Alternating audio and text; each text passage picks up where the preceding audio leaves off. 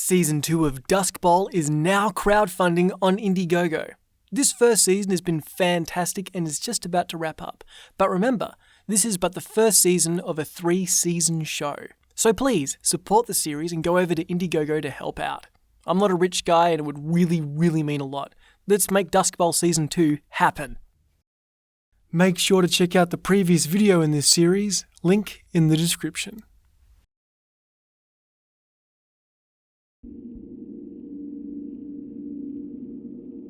I treaded softly as I got closer to the tents. It was safe to assume that the site had been abandoned, but there was no way of knowing for certain, and to be honest, I don't really want to add chainsaw-wielding psycho to my ever-growing list of shitty situations. There were 3 tents, 1 smaller and 2 larger multi-mans. I was surprised that they were still standing. Time had clearly taken its toll. In the dead of the Neverwood, frayed strips of fabric clung to the tent's barely standing skeleton and flapped weakly. Slowly, I unzipped the smallest of the 3. Inside, I was pleased to find it psycho-free, but it was still thick with a feeling of uneasiness. There was just something about seeing a pile of children's school bags sitting awkwardly in a puddle of green water that made my skin crawl. There was no denying it now. This was the camp of the Duskbowl children.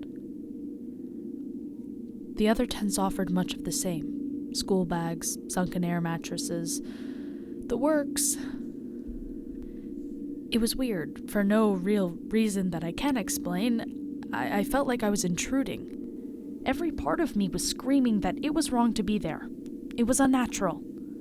I gave in to that feeling. There was no sense in staying there anyway. I had what I needed.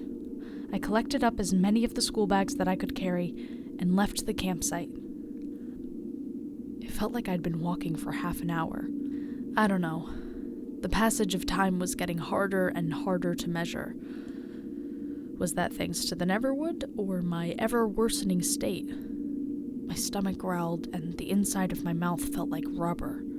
Not to mention the hateful headache that I just couldn't shake.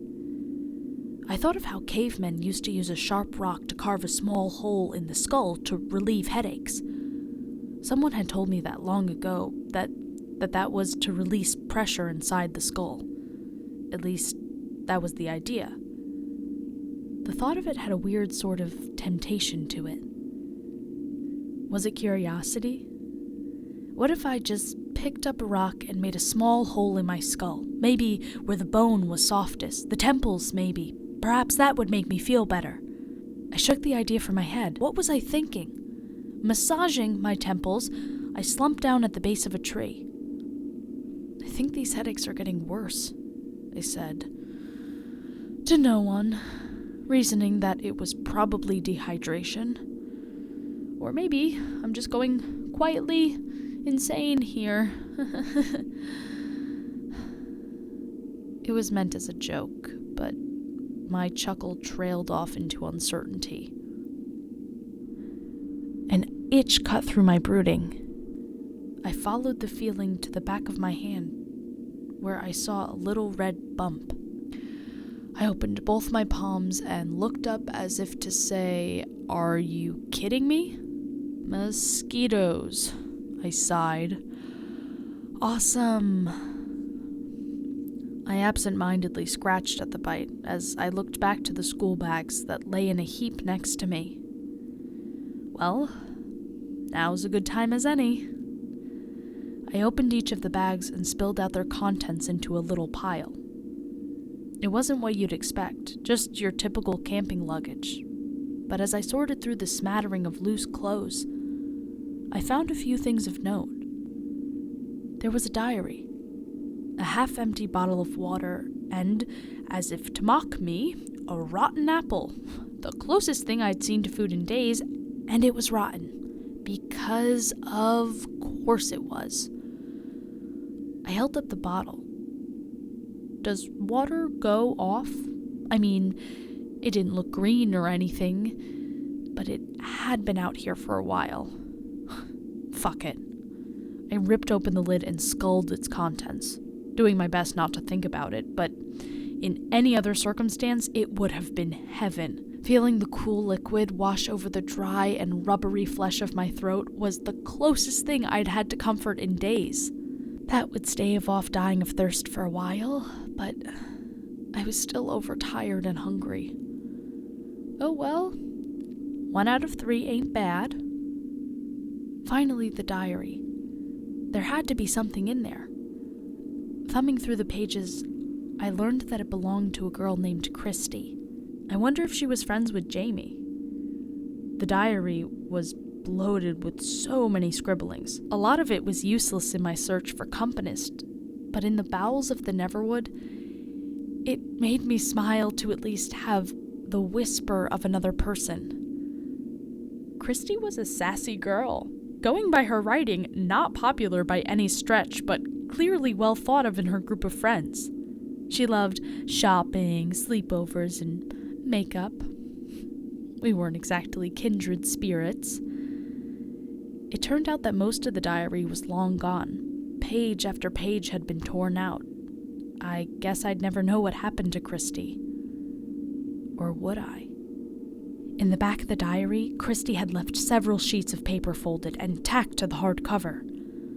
Unfolding them revealed several similar crudely drawn maps. Maps. Were they trying to map out the Neverwood? Each of them were labeled as Route 1, Route 2, etc. Routes 1 through 5 had a cross through them. Discarded failures, it seemed. Only Route 6 had a small tick in the top right corner. My nose began to bleed a little, probably from dehydration. I wiped it away, my attention still glued to the maps. For the first time in days, I felt like I was close to something.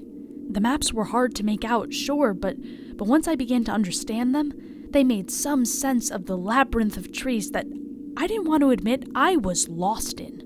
Each map used their campsite as a reference point, and each had a series of directions leading to a break in the trees, where Christy had drawn a large rectangle and written the words, "The Composer," inside it.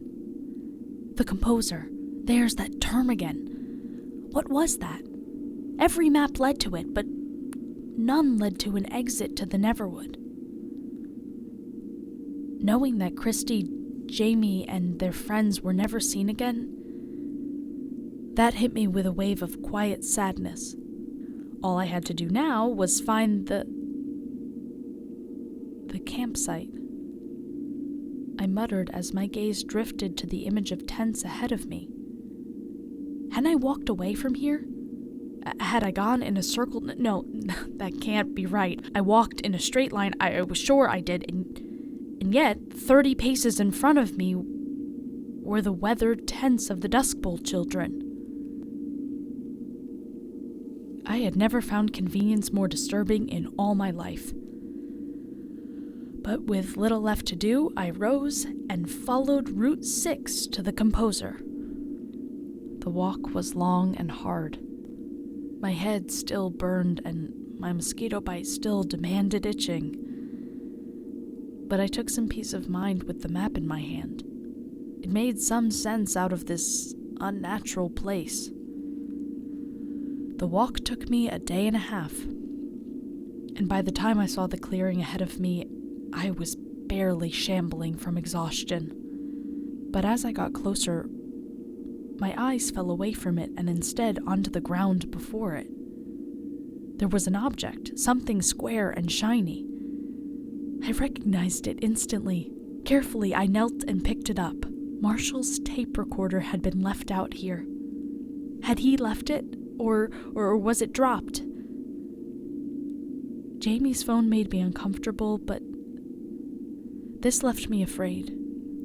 Again, that horrible thought whispered, "Am I too late?" I opened the machine, hoping to see a tape of his that I could at least play. Then maybe I could get an idea of what happened. It was empty. Disappointment fell over me. I held the recorder tighter. I don't know why. I guess it made me feel closer to finding him somehow.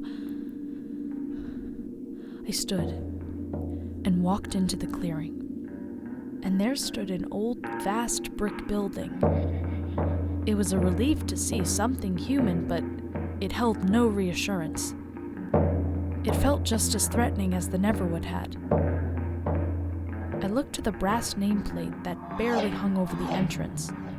It was worn in more ways than one and covered in overgrowth, but even still, I made out the words. Companist Psychiatric Hospital.